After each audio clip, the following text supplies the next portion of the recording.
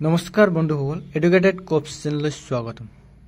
আজি আমি আপোনালোকৰ আগত লৈ আনিছোঁ যোৱাকালি হৈ যোৱা সদনত আমাৰ হিমন্ত বিশ্ব শৰ্মা ছাৰে ডমিচাইল চাৰ্টিফিকেট আৰু পিআৰচিৰ বিষয়ে কি কৈছিলে তাৰ এখন ভিডিঅ' লৈ আনিছোঁ। এই ভিডিঅ'খন আপোনালোকে চাব।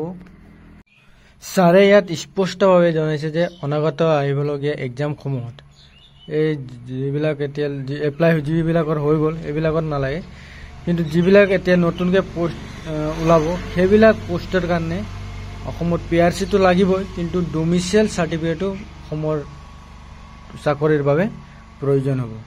চ' বন্ধুসকল, আপোনালোকে এই ভিডিঅ'টো চাওক। শেষত মই এটা শব্দৰে সামৰণি মাৰিছোঁ।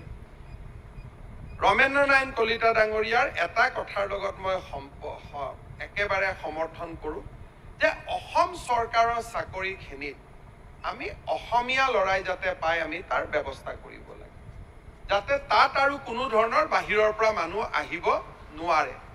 সেইকাৰণে আমি এটা ডমিচাইল ৰুল ডমিচাইল পলিচি এটা আমি বনাই আছোঁ, আৰু এই বছৰৰ ভিতৰতে আমি ডমিচাইল পলিচি এটা অসমত আমি প্ৰকাশ কৰিম, যাতে নন ডমিচাইলে 10% চাকৰিত এপ্লাই কৰিব পাৰে। হাইকোৰ্টৰ জাজমেণ্ট আছে যে আমি চাকৰিত ৰেষ্ট্ৰিকশ্যন আনিব নোৱাৰোঁ, কিন্তু বিধানসভাত আইন পাছ কৰি আমি এটা ৰেষ্ট্ৰিকশ্যন আনিব খুজিছোঁ যে 90% of the job only domicile can apply.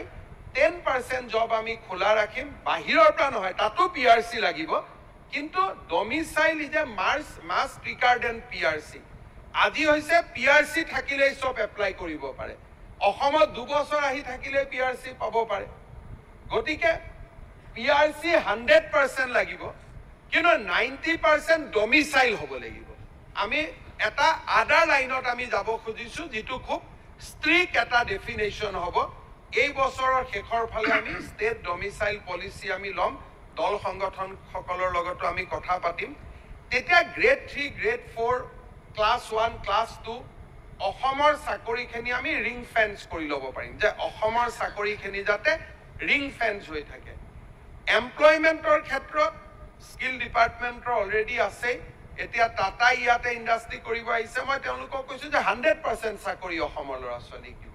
তাত 80% শব্দটো কোৱাৰ দৰকাৰে নাই, কাৰণ যদি আমাৰ ল'ৰা থাকোঁতে বাহিৰৰ পৰা অহাটো কোনো কথা নাই।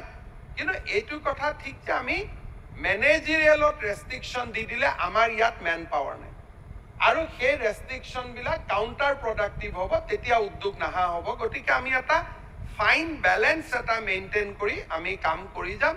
সদনক এই আলোচনাৰ বাবে মই ধন্যবাদ জনাইছোঁ। ধন্যবাদ।